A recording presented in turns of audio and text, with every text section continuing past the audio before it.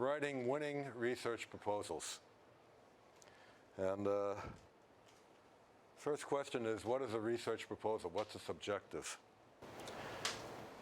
And the objective is to convince, and I double underline and put this in bold, to convince someone to allocate you resources to pursue a proposed research project.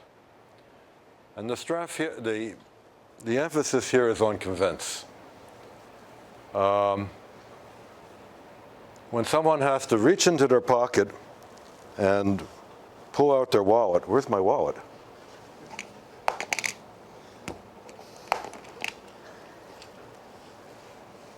Pull out their wallet and actually take money out of the wallet, lots of money, research isn't cheap, okay, and put it on the table, they need to be convinced. It's not enough to write a good proposal. It has to be a great proposal. Now, for faculty members, what we're usually talking about are grants that from a public agency that someone is going to actually give you money, and you use the money to buy other resources that you need, equipment, student time, computer time, materials, whatever. For the students, all of you who are doctoral students have to submit at some point a research proposal. Maybe called a thesis proposal, but it's the same idea. And you're also trying to convince someone to expend resources. The resources are your advisor's time, quite expensive, believe me. Your time, particularly if the institution is paying you one way or another, through a milga or whatever, and the use of the facilities of the university. Laboratory space is very dear, just ask me. And use of other facilities. So it's a serious business, and we have to approach it very seriously. It's not just a piece of paper that we have to get through in order to get to the next stage. If that's the attitude, it probably won't work. So the question is, what does the grantor want to know in order to make this decision to cough up the money or other resources? The first question is whether the subject is worthy of study. And this will be according to criteria which vary according to the grantor. The criteria may be scientific advancement. Most funds like Binational Science Foundation, Israel Science Foundation, National Science Foundation, that's pretty much the criteria. Other funds, which are more applications-oriented, for example, funding from the so-called Ministry of Science, which does not fund any science, but rather technology, the emphasis is on applications. They want to see that somehow or other technology is advanced. And usually the bottom line for national agencies that are granting money for technological research is that ultimately it will create jobs in the jurisdiction of the granting agency. And some agencies demand that the proposal be in some narrow field of study that they are interested in, either globally, for example, Israel Cancer Foundation. They're only interested in funding research on cancer. Or other agencies will have a call for proposals which are very specific field of reference. For example, the framework programs of the European Community. They may have 100 different calls for proposal, But if you answer a particular call, you have to make sure that the topic is what they are looking for.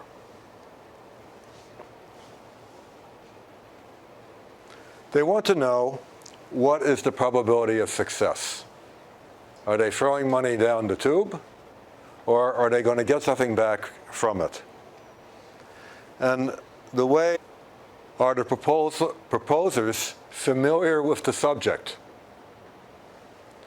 All proposals have basically in it a literature review. In the literature review, you demonstrate that you are familiar with the subject. And aside from the resources which you are requesting as part of the grant, do you have adequate resources to do the research? It doesn't necessarily mean resources that you have in your own laboratory, but it could also include resources that you have access to.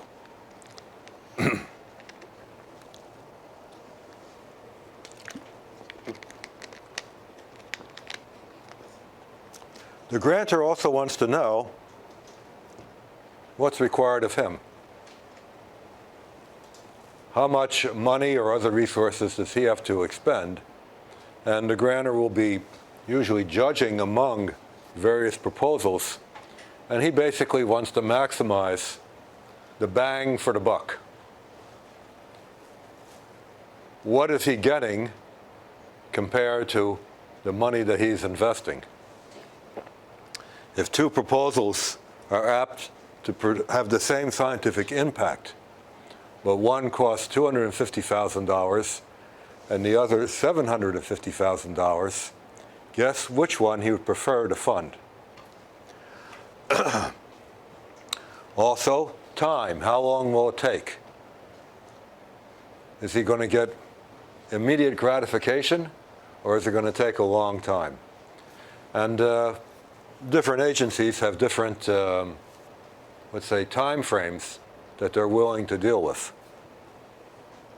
Now, the key thing is that, particularly for public funding sources, ISF, BSF, and the like, there is often intense competition between proposals for available resources. Most proposals are good proposals. They will only fund the best proposals. So our objective in writing a proposal has to be not merely to write a good proposal, but to write the best proposal amongst those that will be submitted. Okay, well, that's sort of the motivation. That's what we have to do. How do we go about doing it? In other words, how do we write this document that's called a research proposal? How is it structured? It's usually dictated by the granting agency. They will have standard forms, and they will give guidelines. What I will present is what is typical. Most of them demand pretty much the same thing. Minor variations here and there. This is what I will present. If it differs from what they are asking, if what they're asking is reasonable, you better do what they say and structure it in the way that they request. Sometimes there are only very vague guidelines about how to structure the proposal. It's more free-form, in which case you can use what I'm presenting as pretty much a roadmap on how to structure the proposal.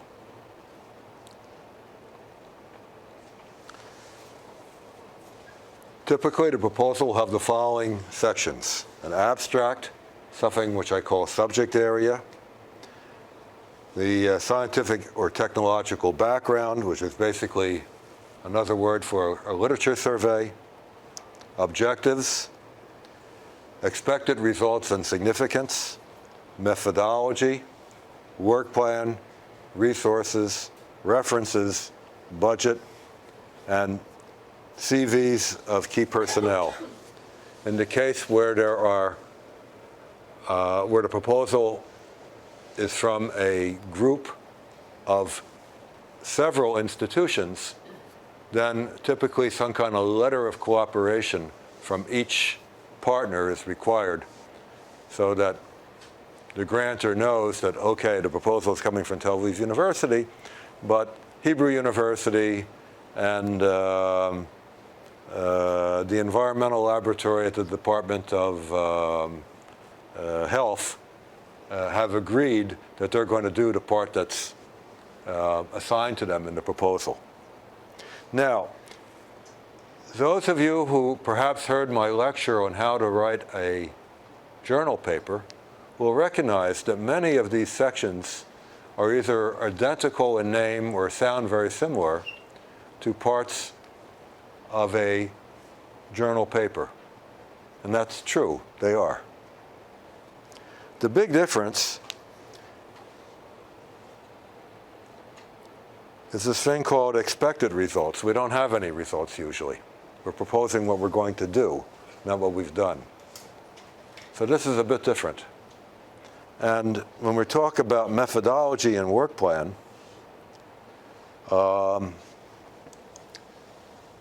in the past,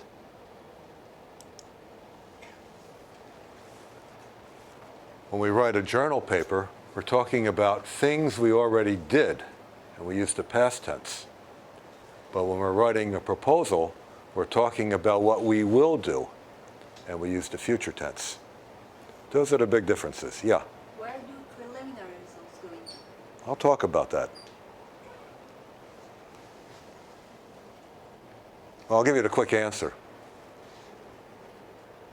Right here in the technological background at the end. That's where I suggest putting it. They often have a different place, and I'll tell you what I do about it, what I personally have done about it when you get to it. Okay, abstract. This is typically a half to 1 page, depending upon the granting agency. They usually dictate the size. And it should summarize the subject area. In other words, what the hell are you talking about?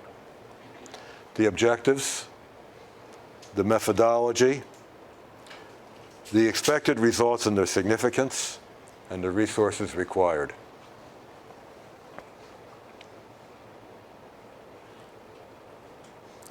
It should be written in the third person, and most sentences should be passive.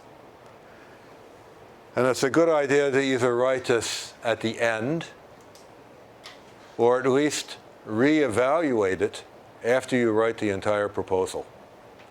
Sometimes we don't know what we're doing until we write it down. The exercise of writing a document is often a major part of formulating our ideas. Until they appear black on white, our ideas tend sometimes to be a little bit vague and scattered. So this summary should be checked after we've gone through the exercise of putting words on paper and readjust it according to what we actually wrote down.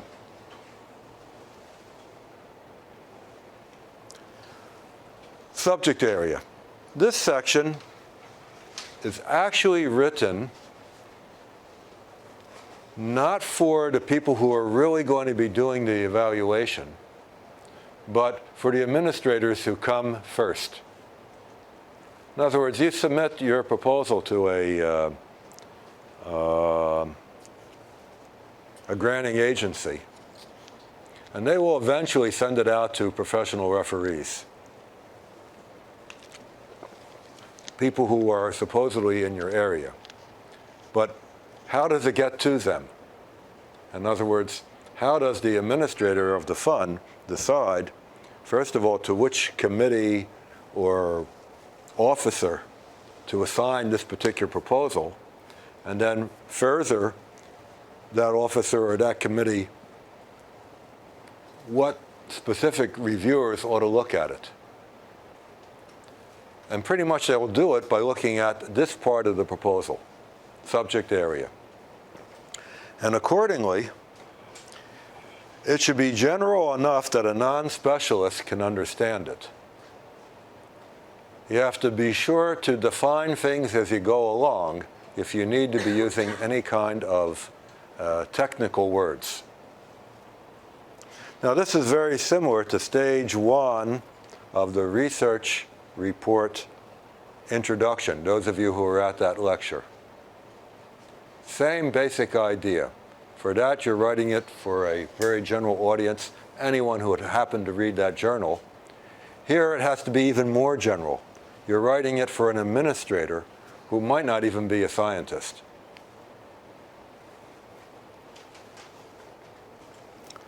I'll just read a few sentences of an example here.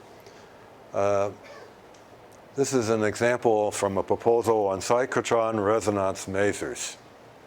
Now these are, very technical words. I don't know how many people in this room know what a cyclotron resonance maser is? 1. Any more? 2.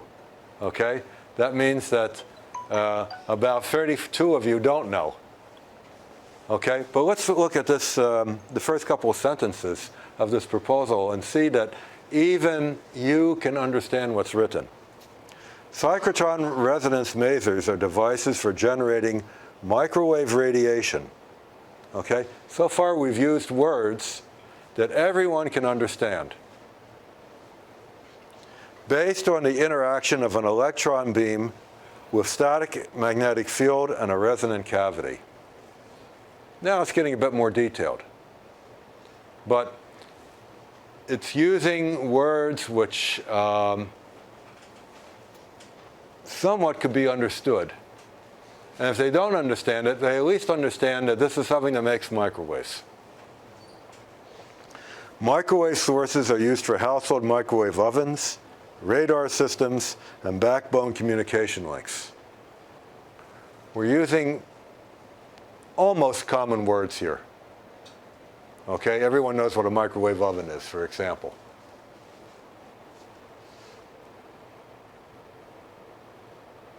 Everyone knows what a radar is. In the cyclotron maser, energy is transferred from the kinetic energy of the electron beam to an electromagnetic wave when the resonator cavity is tuned to the electron cyclotron resonance frequency. That is, the frequency in which the electrons rotate around magnetic field lines. Well, I don't expect a clerk in the office to understand that, but by this time, she probably would have transferred this document to a committee that deals with microwaves, radiation, radio, or something like that. And then I think even someone who is not an expert in microwave generation would kind of get a general idea what kind of people could deal with this document. Then as it goes on, it can become more detailed. The key thing is, don't lose the reader right at the very beginning. At the very, very beginning, make it general enough so that the clerk opening the mail can understand the sentence. Talking about applications is one of the ways of doing it. Using very, very general terms is another. Any questions about this? Now this is short, a quarter to a half page. Does this Yeah. not need any references? Here, it could have references or could not. It's not critical. When you get further into more detailed information in the literature review, of course there has to be references. Here it's kind of optional. We're not expecting either the clerk or the case officer or the committee to go and check references. He just needs information. What the hell is being talked about here? What field is it? Which reviewer should I send it to? The reviewers will be interested in the references. So here, it's not, you can, but it's not absolutely critical. Okay, the scientific or technological background, depending upon what kind of grant you're applying for and who the agency is. Now this is similar, again, to the introduction, or parts of the introduction in a research report. and basically have the same rules about grammar. Same kind of typical sentences. The typical length is maybe 2 to 3 pages. We're talking about research proposals which are typically limited in length. There's usually a rigid length of typically 10 pages. Some agencies may be 15 pages. Some may be 10 pages, but you can have a few more pages of illustrations. But that's sort of the scale. What you don't want to do is write a proposal which is 70% literature survey. Okay? All that proves is that you can read. What they want to know is what are you proposing to do and how are you going to accomplish it? So you have to kind of rein yourself in from writing an overly long literature survey so that you have enough room remaining to write a really good methodology and work plan section. Okay, basically what you're doing here is showing 2 things. First of all, that you know the subject. You have read the important literature. You have read the most relevant literature. And in particular, you have read the reports that were written by the reviewers. Of course, you don't know who the reviewers are, but sometimes you can guess. And second, that what you're doing will be advancing the science further. This is what everyone did up to now. They got to here. We're planning to go here. That will come out later, but you have to make the basis of what was done clear so that your contribution will be understood in context.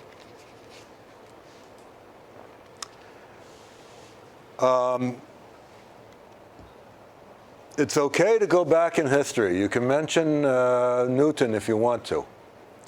But the emphasis and bulk should be on the work which is most similar to what you're doing.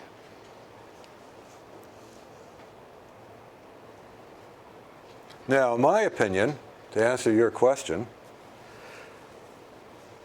this should end with your unpublished results. Your published results get treated like any other published result. They're in the literature survey.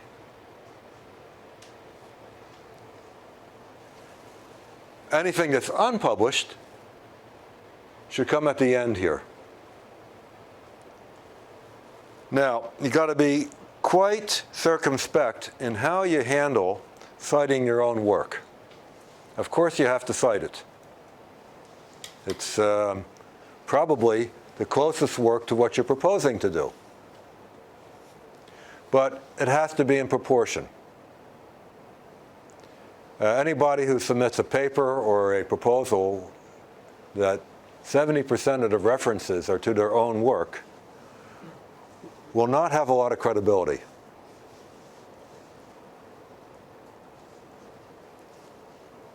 Everyone will be suspecting that maybe they just don't know the literature. Either that or they're egoists, and screw them. Why give someone like that any money? If he can't acknowledge the work that everyone else has done, screw him. Now, some agencies suggest having a separate preliminary results section after the methodology and work plan. I routinely ignore that, or don't quite ignore it. I'll put it here, and at the right place say, please see paragraph 2.8 in the introduction or in the background section. And the reason is that we'd like to have, I think, a clear line between past and present.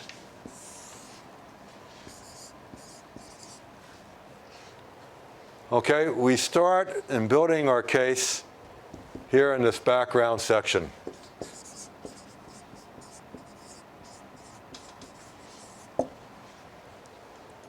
That's all in the past, including what we've already done. And then we state someplace here right now what the objectives are. The objectives are actually, if you will, sitting right here on the right now line and moving a little bit into the future. We're writing the objectives now. These are objectives right at this time, but it's projecting what we intend to do in the future. And then the bulk of the proposal is here in the future.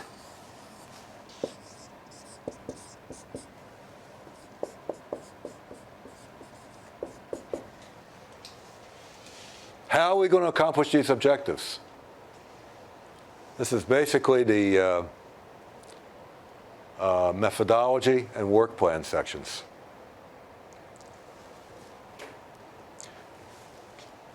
So this includes, in my opinion, preliminary results.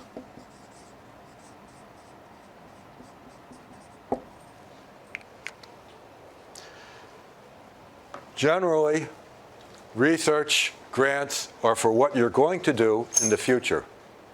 They don't pay you for what you've done up to now. What you've done up to now is just a background to perhaps convince whoever's going to give the money that you're going to actually get to the finish line. Okay, you've made a good start in going there, but they don't pay you for that. They're paying you for what you're going to do in the future. Yeah. But here you've stated your preliminary results before you've presented your plan. Is that right? That's right. So you haven't laid down the foundations of what No. you're doing. And but what you're going to be doing is not redoing this. You're going to be doing new things.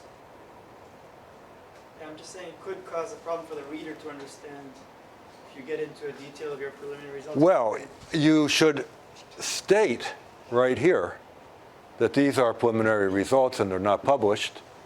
Okay? This should have a subsection title called preliminary results. Okay? But it's all following from what other people have done in the literature. A has done this, B has done this, and we have already done this. We haven't published it yet, but here it is. But you state your objectives on the background of what has been done by others and what you've already done. Your objectives should not include what you've already done. Okay? No one is paying you for what you've already done. They're paying you for what you're going to do. So that's the reason that I suggest having it right here, part of the background, before you state your objectives.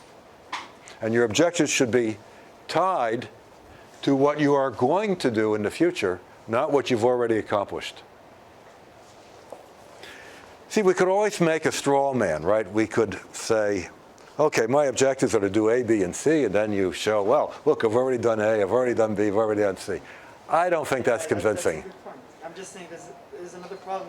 If you present, if you lay down, you put the equations first or whatever in your preliminary results, and you solve them, like in your preliminary results, and you haven't presented them yet, it's out of the blue. It just comes too early if it's there. But but I understand your point. If they're not paying you to do something you've already done. Right. Yeah.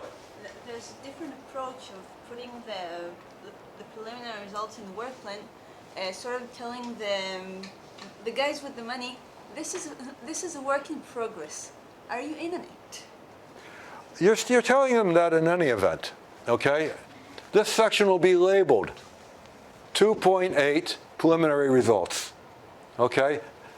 Anyone who is evaluating a research proposal understands, yeah, okay, they've already done this, and it's sort of furthering their idea. But they're asking for money to go forward, okay?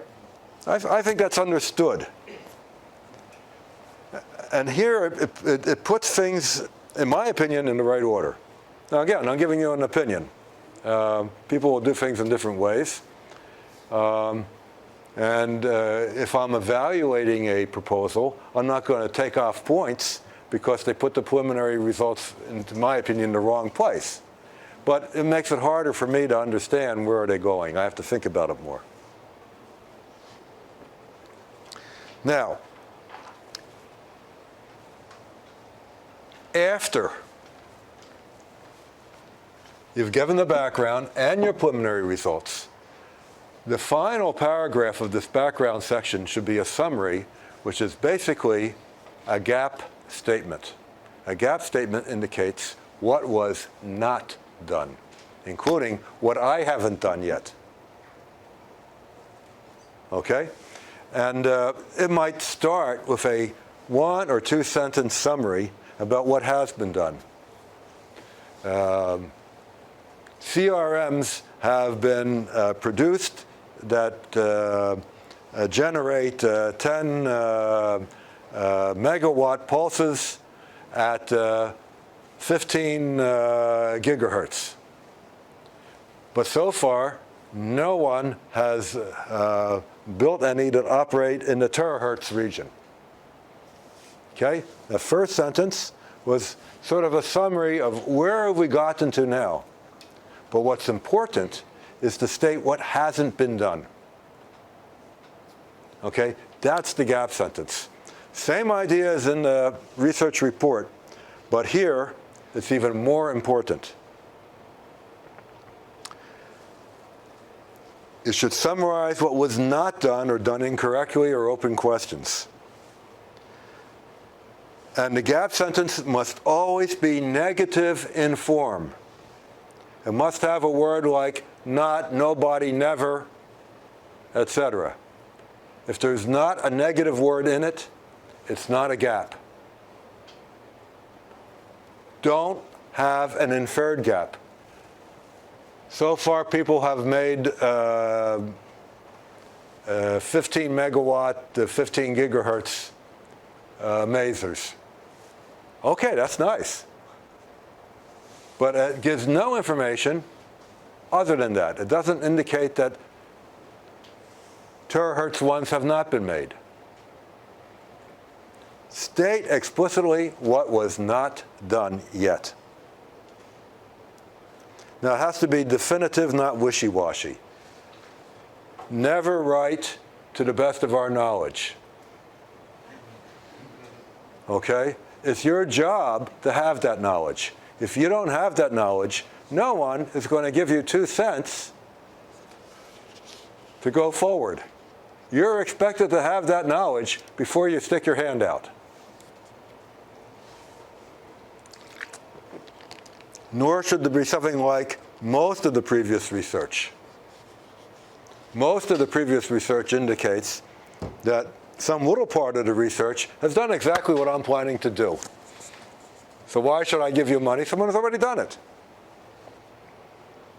Or only a few of the previous researchers or researches. Same thing. Those few are the work that is closest to what you plan to do. And you should write your gap sentence in relationship to exactly those few. Okay? That's, if you will, the real point of the gap sentence, is to identify where people have gotten to and where they haven't.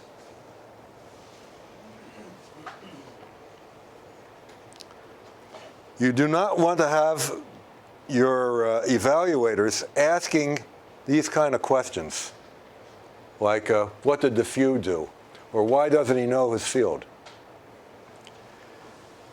So for this reason, you have to write a very precise, pinpoint gap sentence that exactly defines what was not done and basically sets the stage for you saying your objectives, which is what you plan to do. Okay, and that brings us to the objectives.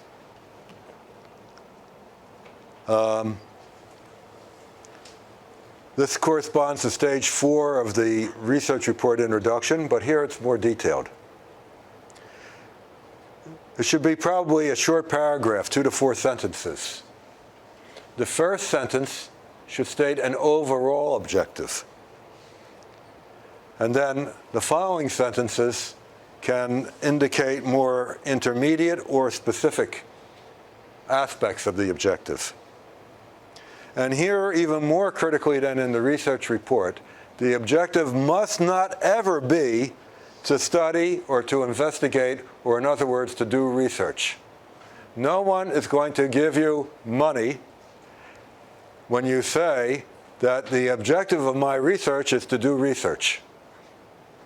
Okay? It is not to investigate. It is not to study. It's to get someplace. It's to know the answer. It's to build the apparatus. It's whatever, I don't know. You have to determine what it is, but it should be a very deterministic objective, to determine, to develop, to solve, even to understand.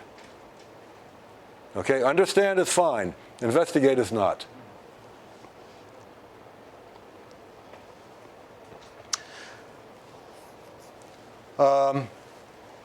Either as part of the same section or as a separate section, depending upon the granting agency, there's something called expected results and significance. This corresponds loosely to the value statements in stage 5 of the research report. But there it was optional. Here it is essential and very important. This section should answer the question, okay, if you succeed in reaching your objective, so what? So what? Why is it important? Who cares? What will you be able to do, or what will the world be able to do now that you have the answer to this, to your research question? Now that you've achieved your objective.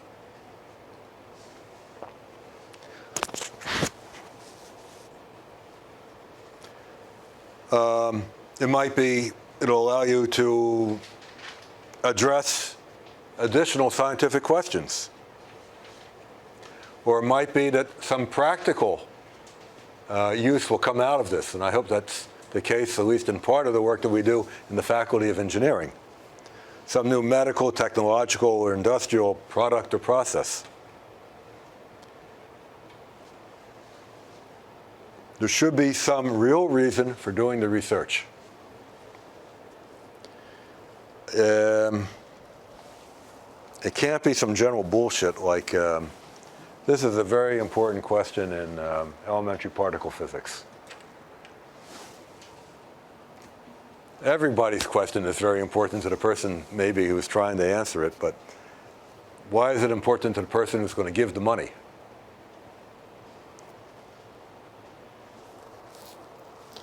So you have to be specific. No general statements like, this will advance computer engineering. Be very, very specific.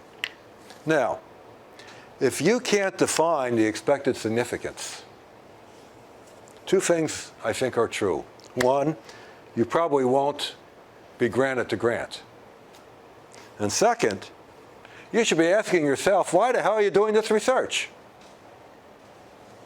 Okay? If you can't state why it's important, why are you doing it? There's lots of questions to answer in this world. Why that particular question?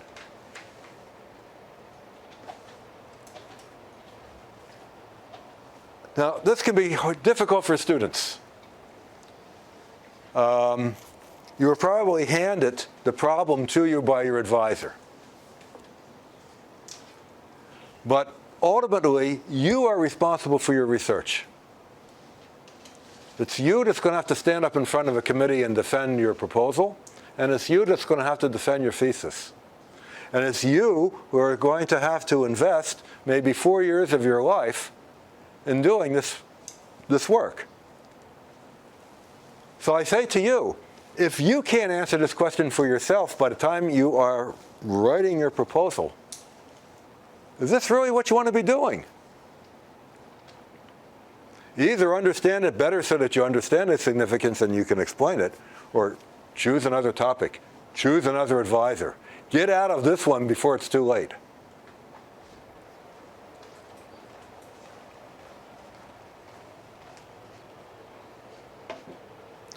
Okay.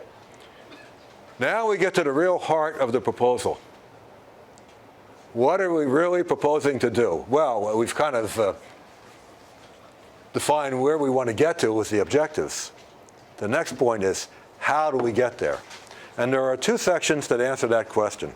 And this is really the heart of the proposal and really should be the bulk of the volume of the proposal as well. Methodology and work plan. Often in the outline given to you by the various agencies, these appear as a single section. But they're two different things, and I want you to understand the difference. Methodology means, what are the various methods that I will use? Okay? They may be experimental methods, they may be theoretical methods, they may be simulation methods, I don't know, whatever is appropriate. Here you explain the methods. Now, you have a methodology section in a research report as well, so you know about methodology sections. But there's a big difference here and there. In a research report, you had to give enough detail to allow duplication exactly of the results elsewhere. That's not a requirement here. Here the requirement is to convince the examiner, the evaluator, that you know what you're doing and you have a pretty good chance of success. You don't have to go down to the level of nuts and bolts and screws and exactly which voltage you've applied, or what was the pressure, or what was the phase of the moon when you made the measurements. That kind of detail is not required. The idea is to show that you have a clear plan on how you are going to achieve your objective and that your plan is reasonable. It's, in fact, in your proposal, the methods that you propose should be the best methods available to you.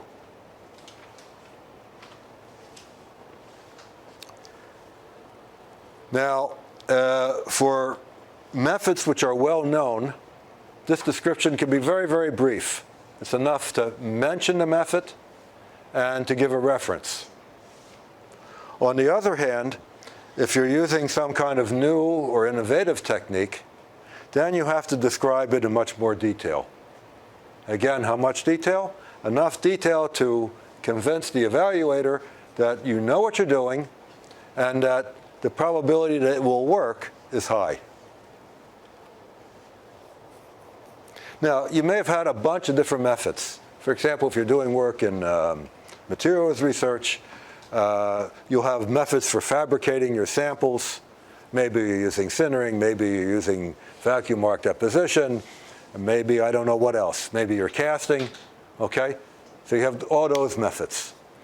You have methods for evaluating the results. You may be using X-ray diffraction, you may be using microscopy of one kind or another, you may be using calorimetry, you may be doing mechanical testing, who knows, okay? You may have 10 different methods that you're using. The work plan basically describes in words and with some kind of chart or diagram the sequence in which you use these various methods and the relationship between them. Like, I'm going to use method A to make my sample, and then first I'm going to evaluate it with method B. Depending on the results, then I will either use method C or D. Okay, it has that kind of verbal description. So that's sort of the difference. The work plan should include either a timetable. In other words, you break the work into different phases or tasks, and you state when each one will begin and when each one will end. Or what's called a Gantt chart. Does anyone know what a Gantt chart is? Does anyone not know? Okay, a Gantt chart is basically a timeline. We'll put task 1, task 2, and here we'll have a line with some unit of time like months or quarters or years. Let's say month. And we'll just it's just a bar chart. This begins here and ends here, this begins here and ends here, etc. Okay, that's called a Gantt chart. So I'd say this is preferred because you kind of get a mental picture of the flow of work all in kind of one glance. So if they don't tell you otherwise, I would use this rather than a timetable. But it's not critical. So this is not the work plan. This kind of summarizes the work plan. The work plan is a verbal description of what we have in each task. Okay? In this task, and it refers to the methods. I'm going to be using the method I just described over here, and then the method I used over here, etc.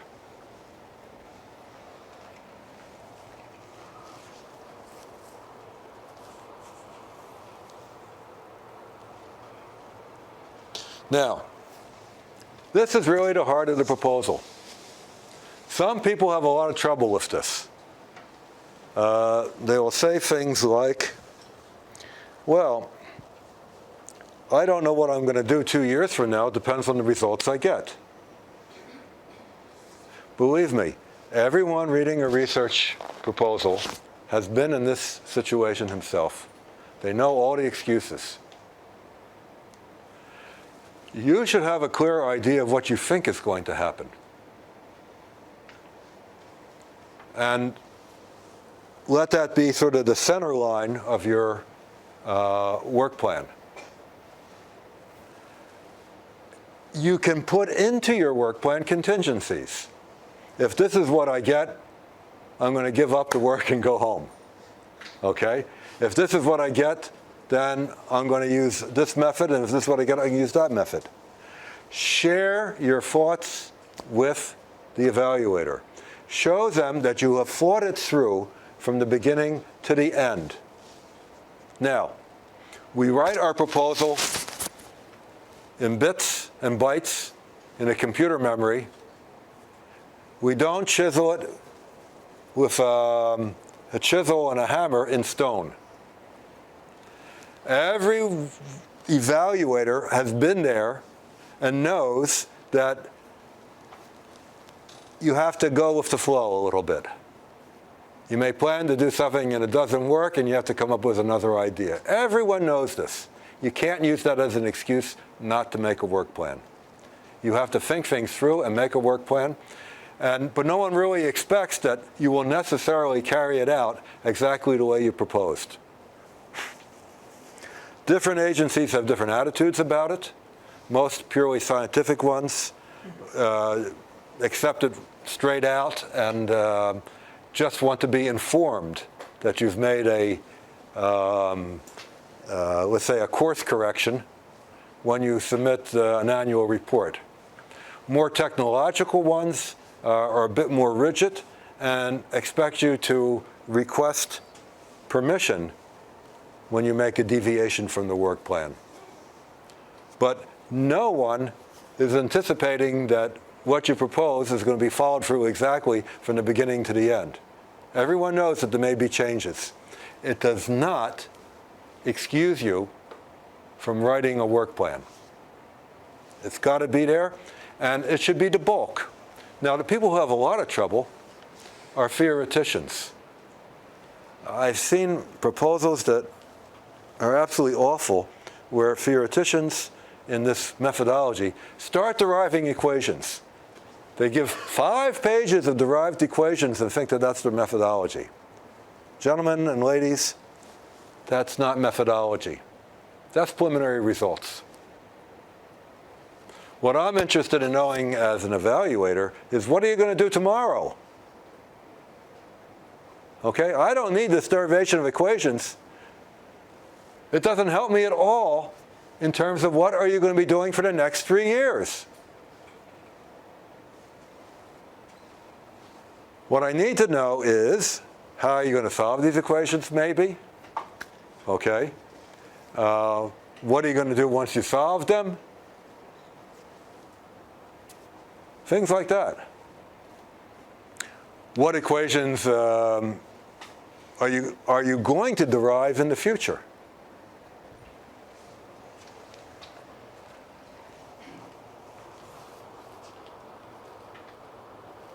Okay, so in my opinion, this should be the real bulk, maybe half, more than half of the proposal. Methodology and work plan. This demonstrates what you are proposing. Without a clear methodology and work plan, the proposal probably will be rejected. Now, in terms of grammar, what you have to describe is what you plan to do. Not what you've already done, and not what you might possibly do. For example, there should not be a statement like, electron density can be measured by laser interferometry. Okay, that's nice, it can be measured. Are you planning on using laser interferometry, or are you just giving this to us for general information? If you're just giving it for general information, fine, but then there should be another sentence. However, we're not going to use it because it's no damn good, okay, or whatever. You may have a sentence like that, but someplace you have to say what I am going to use. The electron density will be measured by laser interferometry. That's okay. The will be is needed in the methodology and work plan sections. Note the use of future tense and passive voice. Here's some examples.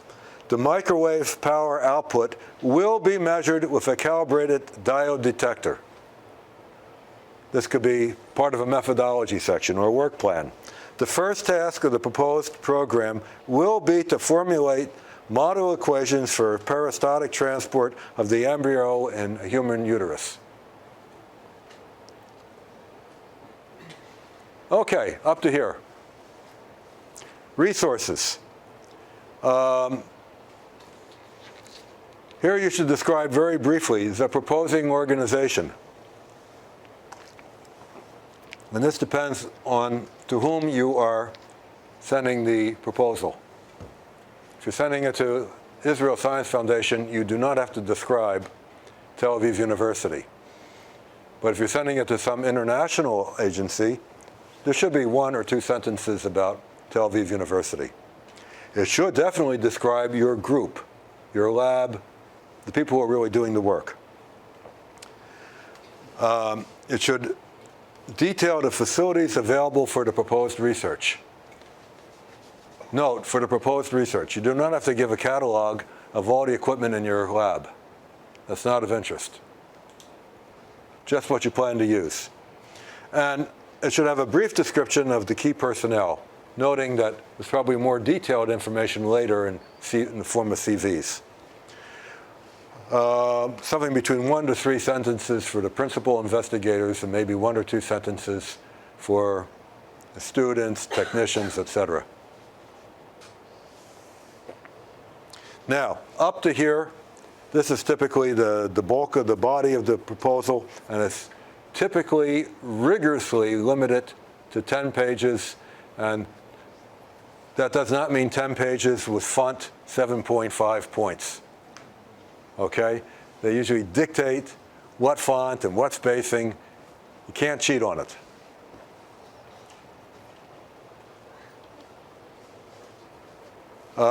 They usually don't limit you to references. So you can have 10 pages of references if you want. Just take it into account that if you have 100 references, it probably proves you can read, and if you have 200, it probably proves that you can count. But you can be broad here to at least indicate that you know that the literature exists. It doesn't cost you anything. Just don't go completely wild on it. They may or may not dictate a style, but you should at least make sure that your style is internally consistent. Why? Most proposals are good proposals. Okay? It gets to the point where evaluators are looking for picayune things to pick holes in order to reject proposals so that only the limited number of ones where there's actually enough money will get the funding. So they're looking for issues. If someone uses one style for one reference and then another reference of the same type is in a different style, they look at it and say, what, this guy doesn't know how to edit his own work? He can't proofread? He can't be consistent? Maybe when he takes his measurements, one day he'll use 1 voltmeter, another day a different voltmeter, and he doesn't do the calibration. So you don't want to give him reason to think that maybe you're a sloppy researcher. Budget. You have to follow the guidelines of the granting agency. Don't request what they won't provide. You have to use the forms that they provide, but I very strongly recommend that you develop your budget using a spreadsheet. If a budget form is not provided, then you should organize it according to these categories: salary and benefits, and that also includes, by the way, support for students in the form of fellowships or scholarships. Equipment, supplies, services, travel, other, and overhead. You want separate lines for each item with each category and separate columns for each year. And then, after you give your budget, you should justify the budget. A few paragraphs where you explain the big ticket items and any items which are unusual. You explain why they are needed to reach the objectives in your research. The CVs of the typically the principal investigators are usually required in one form or another, and you have to follow the form that the granting agency demands. Some just want your CV. Others realize that the CV of a veteran researcher might be 40 pages, and who the hell wants all that paperwork? So they give some kind of outline and say, fill in the outline and don't give me anything more. So you have to do what they say. And for multi-institutional projects, there's usually a requirement for some kind of letter of cooperation from each of the institutional partners. Now, what happens when you submit your proposal? It depends what kind of proposal it is. The best possible deal is what I call an invited proposal. Someone from typically government or typically military or industry comes to you and says, we got a problem, solve it for us, write me a proposal. That's fantastic. Usually then, the person who came to you will be your champion, and all he needs is ammunition. And he will push it through all of the bureaucratic channels to get you the money. That's not the usual case. Usually, we're responding to public calls for proposals, and they're very, very competitive. The proposal has to be not merely good, but in the top X% in order to get funding. Because most proposals are good, many referees are looking for weak points as an excuse for rejection.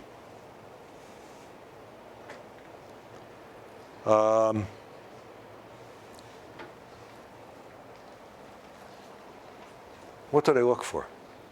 Consistency. You set out a bunch of objectives. Okay? First of all, they check the gap sentence.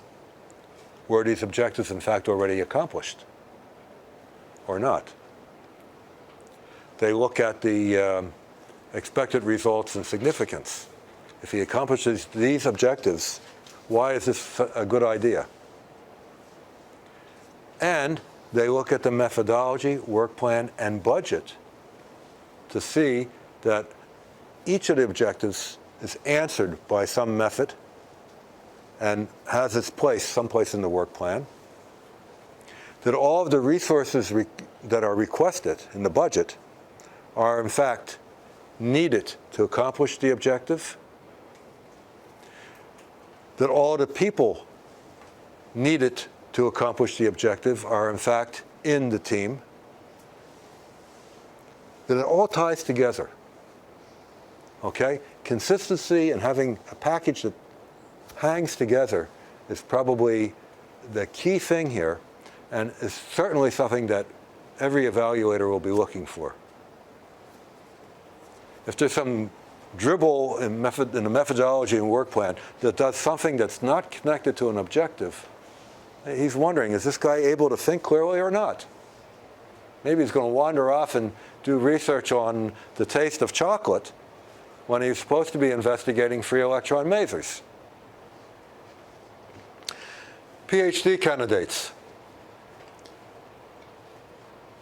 The committee wants to know whether the subject is worthy of a PhD degree. Is the scope appropriate? They want to know if the methodology, work plan, and timetable are realistic and the resources adequate so you can finish the job in the time allotted, namely 4 years. Okay, they'll give you a 5th year. Okay? But if you give them a 10-year plan for a PhD, it will be rejected. They'll want something that's realistic. And of course, they want to know whether you're qualified to do the work. That's the reason there's an exam that's oral to ask you questions. They want to see whether you're really up to doing the work that you're proposing. Okay, what are the most common problems? Statements in the wrong section. In the background, you give the background. You don't talk about what you're going to do. Okay? When you get to the methodology section, you don't suddenly remember that somebody did some piece of work and stick it in there. Make an outline and stick to the outline. If you have to change the outline, change the outline. But every statement should be in the right place.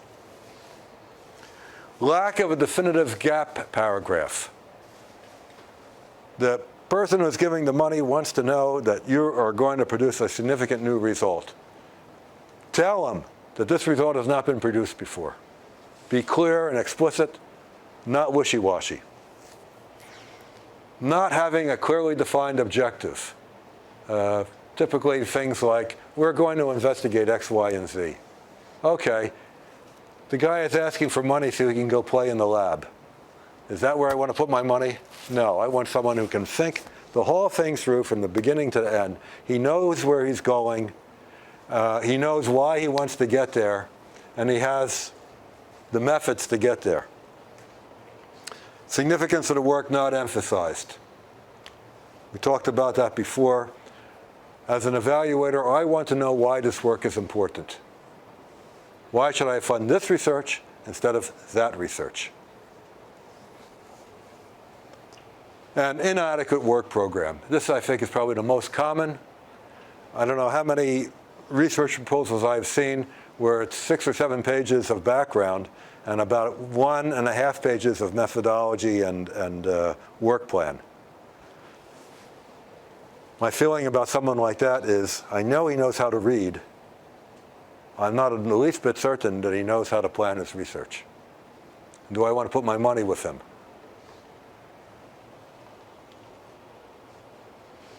So let me summarize. The proposal must convince. You want to summarize the key points in the abstract. The literature review should be focused on the work which is closest to the proposed work. There should be a definitive gap statement that clearly states that what you are planning to do has not been done. There should be clear objectives. No wishy-washy things like I'm going to investigate, study, or do research. Have fun in the laboratory. But a clear objective that's deterministic. The objective is to understand. It's to build. It's to develop, whatever. The significance should be emphasized and explained. Why achieving this objective is important. There should be a detailed work program, and the methodology and work program should be about half of the proposed length. So, thank you for your attention. And if you'd like something more detailed, read my book. I'll send through Panina a discount code if anyone wants to buy the damn book. So you can get 25% off whatever if you order it directly from the publisher. Any questions? Yes, sir. What about fishing for someone copying? Like people who read your proposal are obviously from the field. Some of them are more knowledgeable. Some of them has their own lands. They can, they can take your idea. They can say, okay, it's not good enough. It's not reading good enough. But they have the methodology, the scope, and the idea. Reviewers are a problem. And despite everything that I said, when you submit a proposal, you're basically throwing dice on the table. It's a crapshoot. To get a proposal funded from a major agency, basically, all of the evaluators have to raise their hand and say, this is an excellent proposal. If 4 say it's excellent and 1 says it's good, probably not going to get funded. And you never can tell who that mix of 3, 4, or 5 evaluators is going to be. Just don't know. I remember one year I submitted 2 proposals. One I thought was a really good proposal, and the other is, guess which one got funded? Okay? You got it. It was the one. Apparently, that proposal got sent to the right, if you will, reviewers, and they all raised their hand. You never can tell. Most proposals are not funded. ISF depends on the field, but maybe 2/3, 3/4 are rejected. Only about 25% or 30% are funded. This means that if you are a researcher who is dependent on money, you're going to be spending a lot of time writing proposals. For every one that gets funded, you probably had to submit 3 of them, if you're lucky. Okay? Sorry, that's the name of the game. If you will, we waste a lot of our time writing proposals.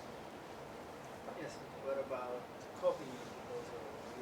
What about copying your proposal or your idea by one of the readers? Can anything to do about it, or is there anything to do about it while you're writing the proposal? Things to evolve. First of all, I think that this fear of being copied is exaggerated in terms of the actual threat. Let's start with that.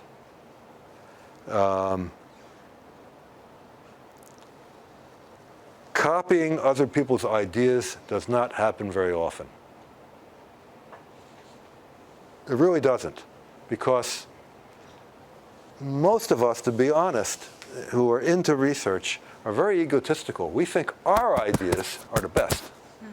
And we're in it because we want to develop our ideas. We're not looking to steal other people's ideas. I won't say that it doesn't happen, but it's not very common.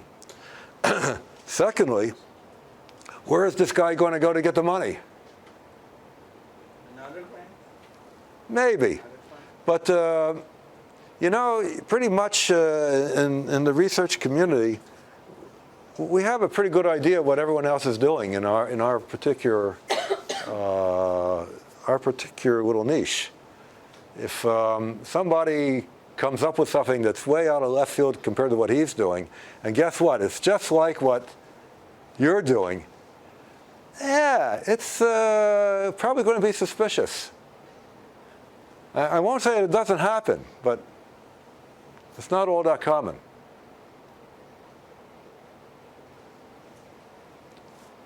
I think you have to be straightforward. Now, it goes without saying that it's completely unethical. right? Anytime that you get something to review, it's on the understanding that you are reading it only for the purpose of submitting a review, and that you can't make any personal use of that information until it's actually published. This is understood by all involved. Does it mean that it doesn't happen? Does it mean that anytime you read something, it should be stimulating your thinking? Of course. But that's not the same as, now copying. I won't say it doesn't happen. I've been plagiarized. Okay? All of a sudden I get a letter from some Chinese researcher that says, hey, I read this paper published in such and such, and gee, isn't it the same talk that you gave in Singapore? And I go and I look and I find out that indeed it was. I didn't publish it with a review paper, and I didn't think that there was anything there worthy of publishing, so I just posted it on my website. And someone copied it from my website and published it as a paper of his. Okay? It happens, but it's very rare. Of course, he basically committed academic suicide in doing this. I mean, does someone really expect to do something like this and not get caught? So yeah, it happens. It's rare. I wouldn't let that be what dictates you. You got to make your case on the assumption that the system works right. Or take the money out of your own pocket and fund your research. Other questions? Yeah. Is it okay to repurpose proposals for different funding agencies? Because you cannot have like 3 different ideas per year. It depends. Different things. It depends. Generally speaking, yes, but not in Israel. In Israel, the various agencies are coordinated and demand, because they get so many proposals, that you not submit the same proposal to, let's say, GSF, BSF, or ISF. I think the 3 of them have kind of an agreement, no duplication. So there, no. Now, on the other hand, if you get a grant, you're often obliged to let, how can I put it? If you have more than one grant to do the same work, you have to let everyone know. And they may cut back the funding or whatever. You do have that obligation. Unless they tell you otherwise, though, you can send the same proposal to 3 different agencies. The exception is Israel. Other questions? Okay, thank you for your attention. Let's go to lunch.